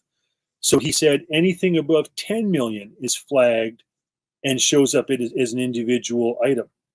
And then they caught tons of stuff because bureaucrats had learned to hide things at the $99 million and below level. But now all of a sudden things were being caught at the $10 million level. So all of a sudden you could achieve all these cost savings because they were doing a bunch of stuff below the radar at 99 million and below. And now all of a sudden you were catching it at 10. And that was a huge thing. Can you imagine if we reset the budget parameters to say that everything had to be an individualized, itemized amount at 1 million? Can you imagine what you would catch? And even that, like, for most people, $1 million is enough to lead a good life and pay off their mortgage, right? But it's just ridiculous, folks. And so I really caution people with regard to central bank digital currency, or just giving the government more power for tracking and apps and figuring out, knowing where you are and, how much energy you're using. Like, one of the things I say to people on central bank digital currency, because I go door to door with this stuff with the petition, is I say, they're going to dictate to you through environmental social governance, ESG scores. They're going to determine, are you driving too much? Are you buying too much gasoline? Are you Yeah. traveling too much? Mhm. Are you being compliant with a 15-minute city? Et cetera, et cetera. That's what this stuff is intended for. I remember years ago when I was a man in my 20s, when I was first elected to the House of Commons, I sat through some pretty boring transport committee meetings, and Reg Alcock, who later became president of the Treasury Board, he was super excited about this stuff. I remember thinking to myself, what's going on? But they were talking about these smart cities, and they were talking about, having all these cameras in the traffic lights and determining, whether it was going to be green or red or amber, depending upon how much traffic was there, and trying to alter that, during rush hours for more efficient, transportation and everything else. And I remember thinking to myself as a young MP at the time in my 20s, I thought, why the hell do we want to pay for cameras in all these damn traffic lights? Like, what the hell is this? Now I realize, because I remember I said some of these books on the Great Reset were published in 2002. These guys were plotting out how to control the population, not just for traffic flows, but where are you going? How much are you traveling? How much carbon, how big is your carbon footprint? How much gasoline are you using? What type of, car do you use? Is it a gas guzzler or not? Like that's where all this stuff is going. Absolutely. Speaking of cash, we have a 50-50 draw tonight, everybody. We have sold 27 tickets so far. There's $270 in the pot. Brenda, Chris, what else we got? Chris, we got Carl, Jennifer, Sue. I think it's Papador. Is that how I say your name? No, we got $270 in the pot. Someone's going to win half of that so far. And the draw is going to take place in about 20 minutes. Head over to kevinjjohnston.me, kevinjjohnston.me right now and get your 50-50 tickets. If you don't feel like using your credit card on my website, no problem. Email money transfers are just fine right over there. freedomreport.ca@gmail.com. Thank you, Brenda, Chris, Jennifer, Susan, Palmer. I think I'm saying it right. Thank you all for buying tickets. We greatly appreciate that. Yeah, this whole thing about cameras is the city of Chicago. There was this was weird. It was about 10 years ago. They decided that they were going to have 1/8 of a second difference in when it snags you going through a yellow light. And that 1/8 of a second difference brought in $10 million in new fines in 1 week. So they realized, oh boy, this is going to get us sued. So they put everything back and just waited for those to fight those tickets in court, and they would just get rid of the ones where people fought the tickets. But that's all this is. It's stealing money. Manhattan right now has got cameras everywhere. It's $7.50 to drive your motorcycle now anywhere at all in downtown Manhattan. I think it's $25 for a car. It's crazy. Edmonton is doing the same thing. In June, they're going to be activating that system. So you're going to start getting not tickets in the mail, but warnings in the mail saying, hi, Mr. Smith, you live in the Southwest, but you drove to the Northeast. You crossed 4 zone barriers. You naughty person, you're spending fuel or expending fuel, and we're going to start fining you after a set amount of time. And no one's going to do anything about this. You figure that the Americans would do what the British are doing and cutting the cameras down. Nope. They're letting it happen. Canadians, you figure they might do what the British are doing. That's spraying black tar over top of the lenses of these cameras. Nope. They're letting it happen. The Brits are the only ones cutting these cameras down. The rest of us are just putting up with it. So it's a matter of theft, and you are correct. It will be control. Now, if anybody wants to understand zone control, an amazing movie. It's called In Time with is it Timberlake, Justin Timberlake. He acts incredibly well in this movie. Everyone has a clock on their arm, and the currency is time. So if your clock on your arm goes to 0, you die. Just boom, it kills you on the spot. But while the clock is running, you don't age anymore. And the whole of society is broken down into zones where you've got to spend a month of currency of your life just to cross a zone into a better place. That's where it's going to go, everybody. They're going to bankrupt you. I mean, they're not going to kill you, but they're going to bankrupt you with these zones. So watch in time to see what poverty is really like. They nail it. And I mean, they nail it. Okay. That's my rant over on that one. There's more questions here. Yeah. You know, I did a petition on radar cameras. We actually got some of them pulled in Canmore type of thing. But yeah, those things are just revenue generation. You know, when they place them at the bottom of hills and all that type of stuff, that's just highway robbery. Yeah, it certainly is. And Dan makes a good point. He's noticed that bus drivers burn right through red lights because the bus is not in their name. Yes, because we don't have that. That's funny. The American cameras snap your plate and your face because they have to prove who was behind the wheel. But the Canadian cameras only snap the plate. So right. You buzz through and you can actually fight that one in court. Yeah. And just for those who don't know, in the city of Calgary, if you do get one of these photo radar tickets, there's 3 different places that I know where they are. 16th Ave is a very bad place for that. Fight them, and typically they'll drop them 2 days before your trial. Fight all of them in court. Take them all to court. They drop them because they know they don't have a leg to stand on. It is absolutely ridiculous. I'm just going to shoot back over to the Rumble room here. Hold on.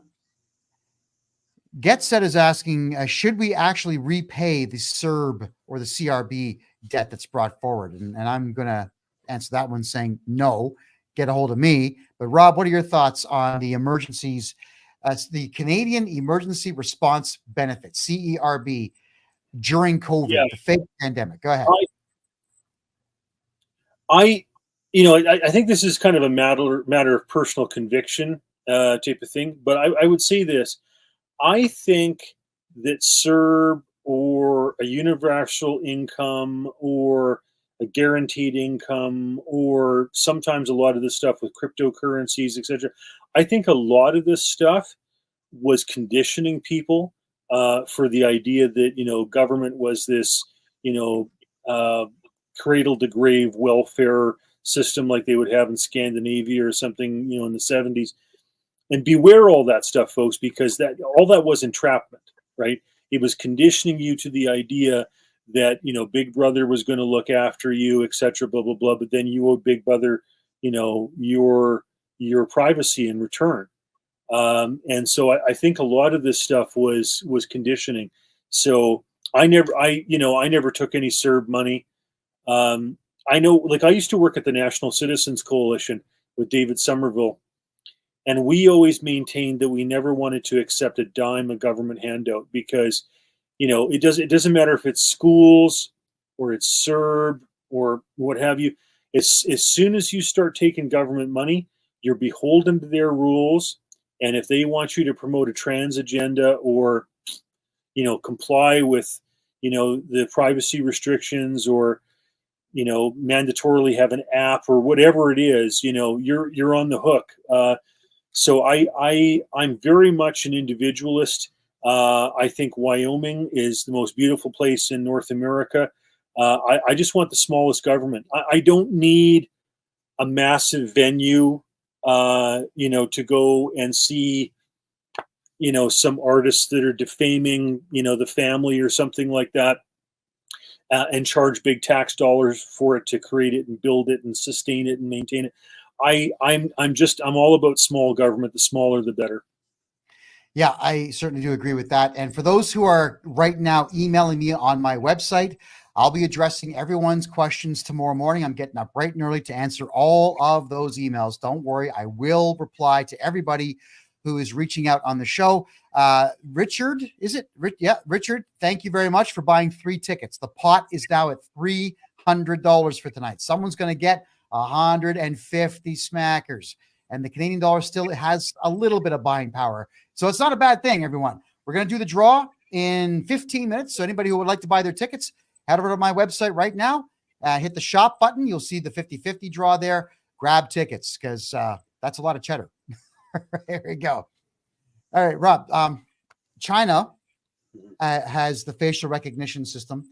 They have the social credit score. If you buy too much liquor, you lose points. If you swear or spit, you lose points. If you cross against the lights, you lose points. Did you see now in China that your bank account is now connected to your handprint, and you hover your hand over top of a scanner, boop, it's zapping you for, like if this kid bought a Coke. There's a little bottle of Coke and beep, scanned his hand. I couldn't believe it. No. So my thoughts are, don't sign up for this. But you having worked in Parliament, was this ever something that was actually discussed in Parliament by any branch of government, bringing in the handprint or the eye scanner or whatever? I'll tell you what I saw post 9/11. Obviously, where the World Trade Center came down and Flight 93 and crashed in Pennsylvania, and et cetera, and Pentagon.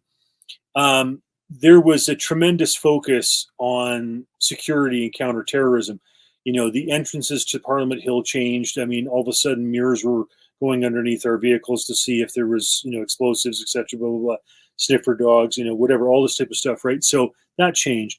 But also, as well, at some of the hotels around Ottawa, they would hold these soirees, these, things, these wine and dine events, where they were, in a sense, testing out these various technologies. I remember, I think it was the Arc Hotel, if memory serves me correctly, in downtown Ottawa. I used to stay there on occasion. And in the lobby, they had this thing all set up so that as soon as you walked in the room, it would track you by facial recognition. And it showed, that these cameras were tracking you through the entire room, who you talk to, et cetera, and, hundreds of people simultaneously type of thing to show you what it could do. And this was back in, it's 10 years ago, more than 10 years ago. So that stuff was already being shown to us. And I already, had severe reservations about it.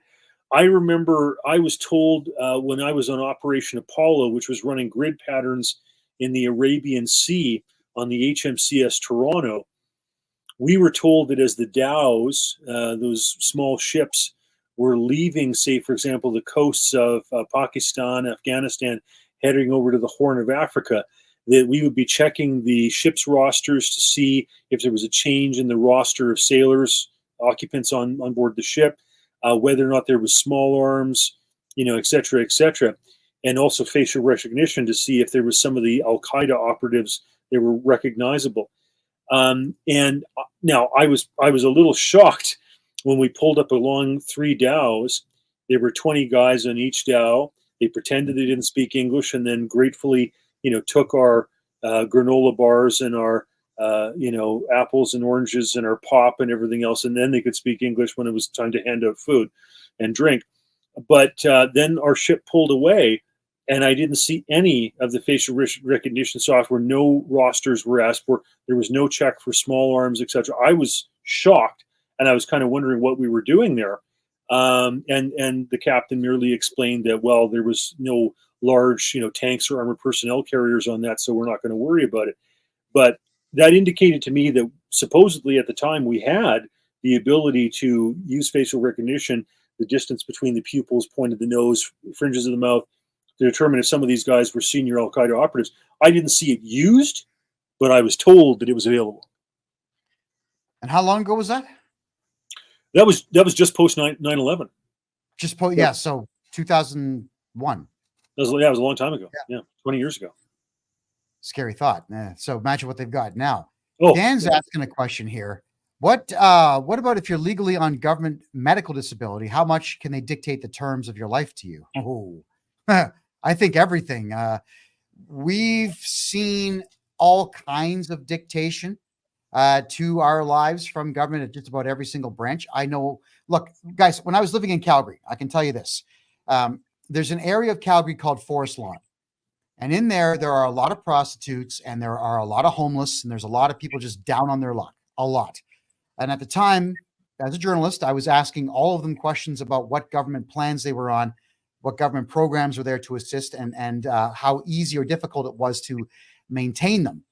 And to be on welfare, it's called Alberta Works in Alberta, you had to jump through about 9 to 10 different hoops, and you had to call in every month and let them know that your financial status hadn't changed and that you didn't have a job, but you had to also say that you were looking for a job. Even if you're homeless, you don't have any way to write a resume, you still have to tell them, yes, I'm looking for work, or you don't get your next check.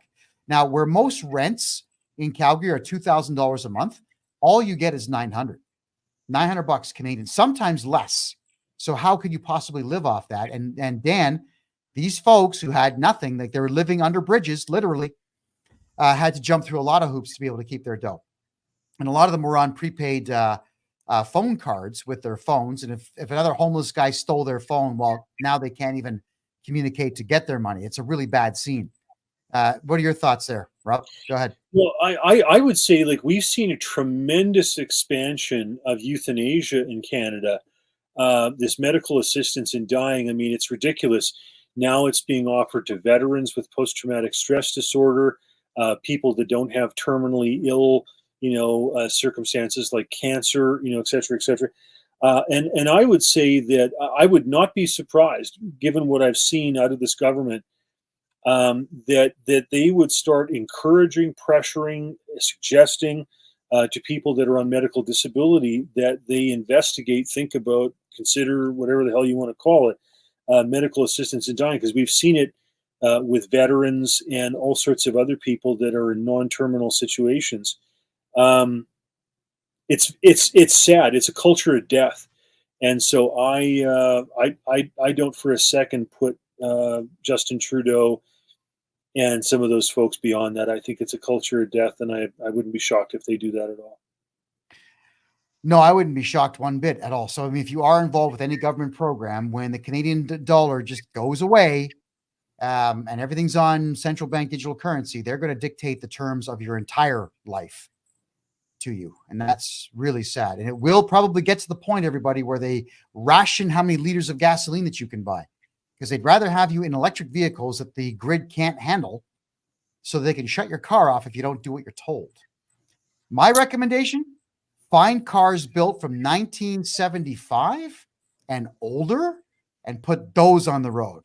All right, because there's no way to get a GPS system integrated into the car to shut down the brakes or shut down the engine or whatever it might be. All right, they could track you by gluing something on the car, but they're not going to shut the car down.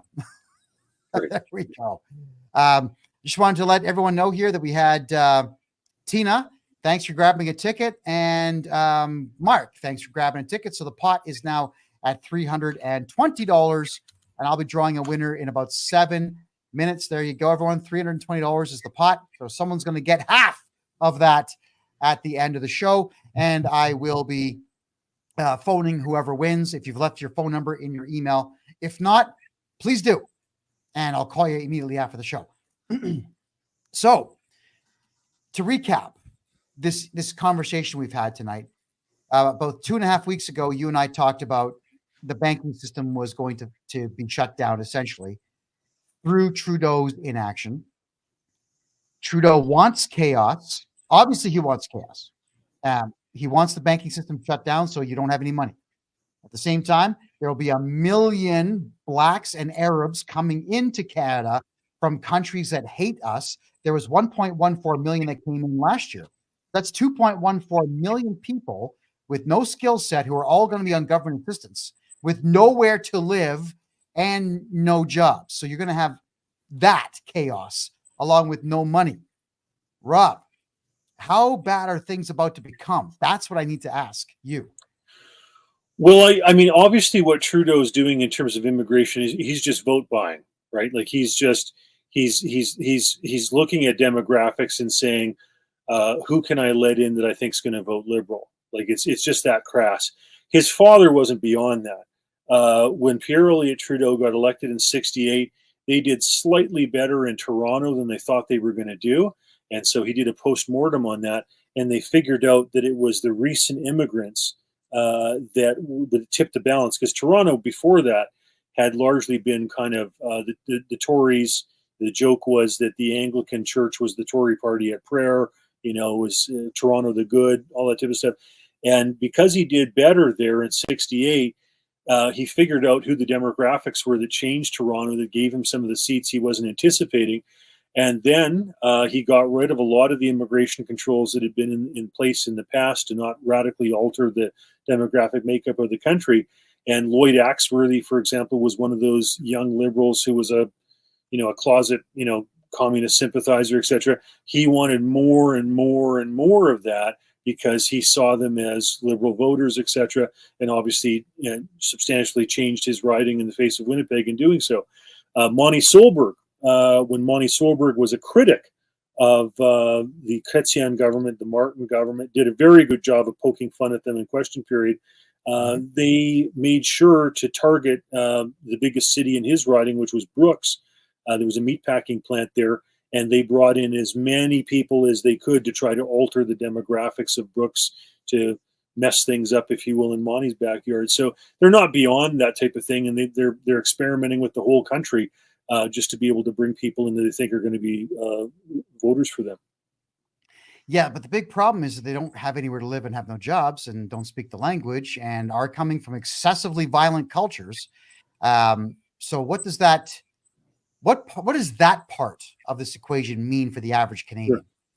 Yeah, well, if people come from an area where it's perfectly normal for 12 and 14-year-old boys to carry around AK-47s and to kill somebody because they disagree with their friends or something like that because they're child soldiers, don't expect that behavior is going to change overnight coming to Canada. So the more that you take in people from some of those backgrounds, and especially with all the financial strains that we're talking about with central bank digital currency, a credit crash, printing up $1 trillion, all this stuff that's live and real in the Canadian economy, a shortage of housing, high interest rates, all this type of stuff, it's going to create social lack of cohesion. And I mean, you look at what happened in Germany, for example.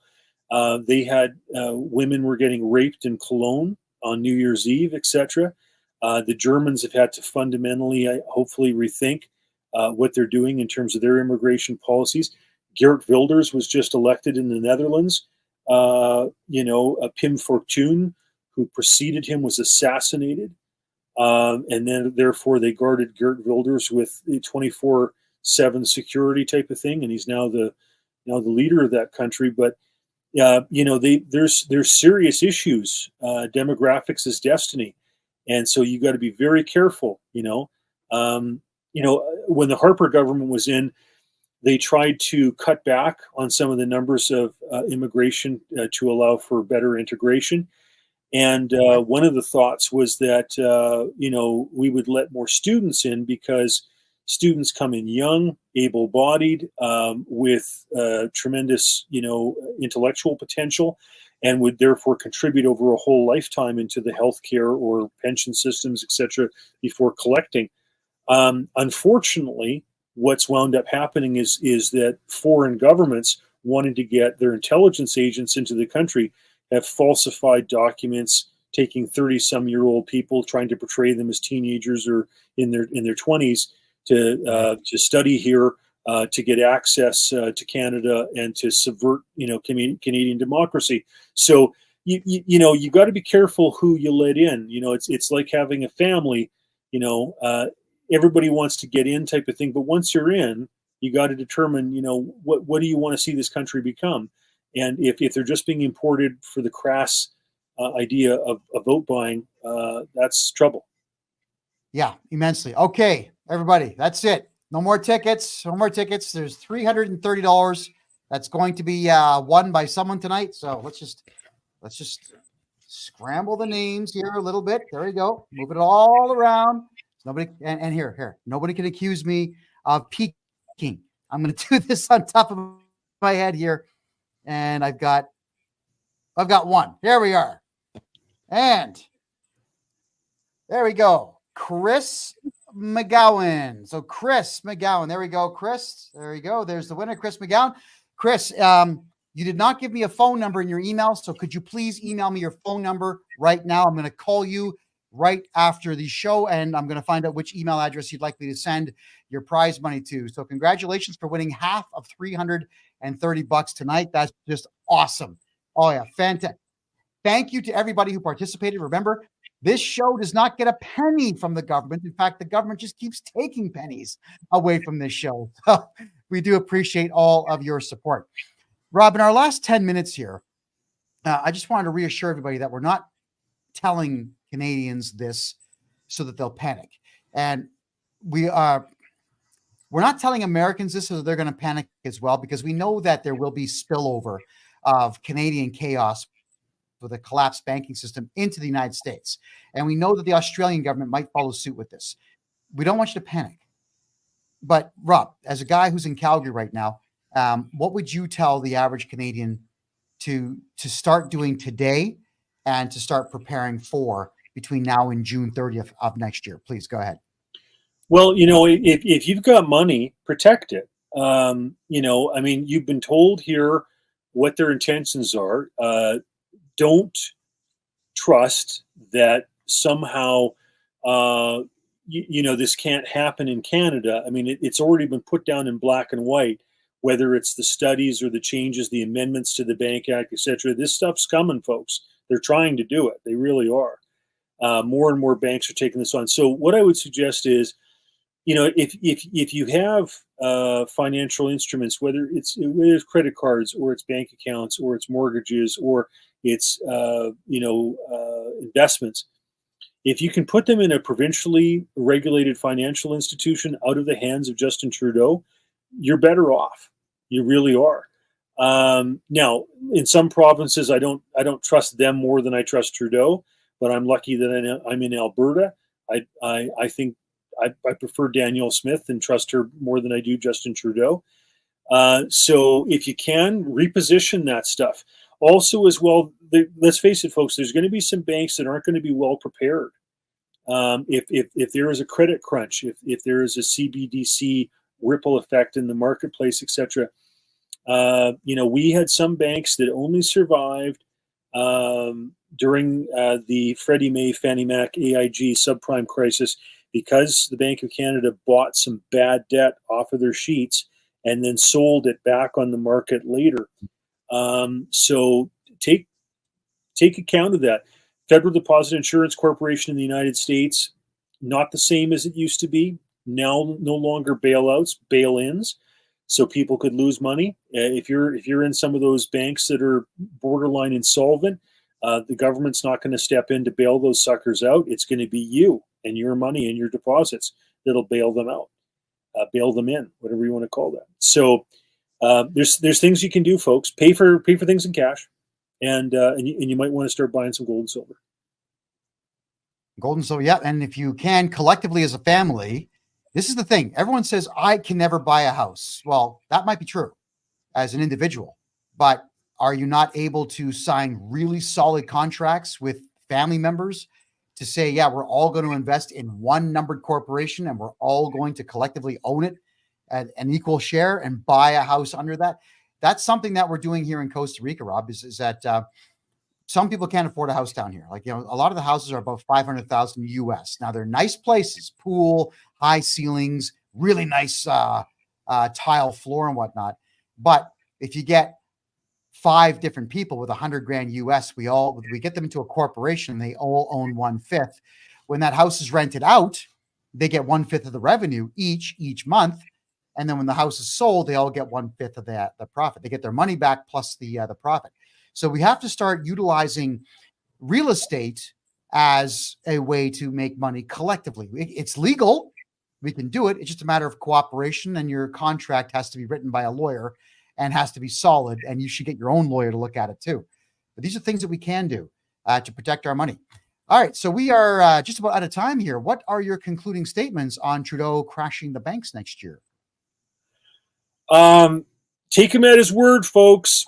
Don't believe that he's your best friend. He's written this in specifically for June 30th so that he has the most amount of time, all of July, all of August, probably most of September, to do whatever he wants without parliamentary scrutiny. He chose that date for a reason. take him at his word. He's up to no good. And I don't know if we're going to have a chance to defeat him with an election before that, but do not trust this guy. There's no reason for him to call an election prior to October of next year when the law says it has to happen at all. So why would he? Get it out of your head, everybody, that he's calling an election, because if he calls an election earlier, then he can't pull this stunt of crushing the banks. Right. So, and I agree with Rob. Go to private institutions if you have to. And if you need to, move your money to Panama, Costa Rica, Mexico. The Republican states are still good places to open bank accounts up. Florida has homestead law. That's what you were alluding to earlier in the show. Homestead law in Florida says you can buy a house and nobody can take it from you. So whenever you see millionaires and billionaires buying lots of houses in Florida, they know that litigation is coming. So they buy properties in Florida that they know homestead law is going to protect. Why not look into the laws of various states and regions that are outside of where you are? And Rob, that's what I'm doing for people now. I'm scouting the Caribbean. I'm talking to a lot of lawyers down here and a lot of millionaires, and they're all saying the same thing, that your money is going to be safer in Panama, Costa Rica, even this new president they have in Barbados. She's a little crazy, but her banks are secure. So these are things to look at, everybody. And I'll be scouting all of that for you. So over the course of the next 5-6 months, I will have answers as well. Rob, we got to do this again, because it's always fun. I only asked like 5 or 6 questions. I had about 40 up here that we had to get through. I think we're doing a part 3 soon, aren't we? Sounds good to me. You bet. Sure. All right. If people wanted to find you on social media, where do they do that, Rob? We've actually got our petition to reject central bank digital currency, and it's up on our Firearms Institute for National Education website. I'll be sending that around, the link to the people who I have on email. Please circulate that. We're going to be presenting those to some of the MLAs and the MPs, hoping for changes with regard to the Alberta regulations and what have you. So we sure could use the help. Fantastic. Well, Rob, you get that newsletter to me, and I'll make sure I get that out to my newsletter as well. Rob Anders, everybody, former member of Parliament, guy who stood toe-to-toe with Justin Trudeau. Thank you for being here tonight. This has been amazing. Thank you. Wow. I love talking to this guy. I'll tell you why. Is because, yes, he held the political office of member of Parliament for 18 years, but he's the most down-to-earth guy who's in politics that I've ever met. And he did take the time when I was running for mayor of Calgary to sit me down and show me what politicians would wear for the best success and what they would say for the best success and how to even, stand and get your tie going for the best success.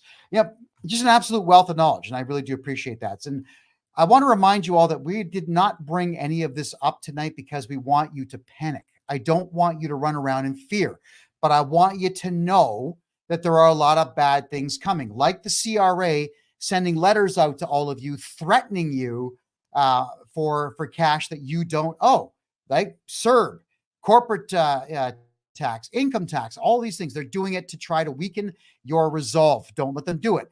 Get stronger in your households. Keep your families together. Don't argue with your families. That is what they want you to do. Do not fear the CRA and the government, because they're just mammals like you and me. And they have their own weaknesses and fears. And believe me, they know they're in the wrong. So they're more afraid of what's going on in the world than we are. Wow. Be vigilant, protect your assets, protect your family, and be strong, because we all need to be exactly that at this exact time. My name is Kevin J. Johnston. This is the Kevin J. Johnston Show that runs every single Tuesday and Thursday at 9 p.m. Eastern Time. I love you all. Thank you for being here. And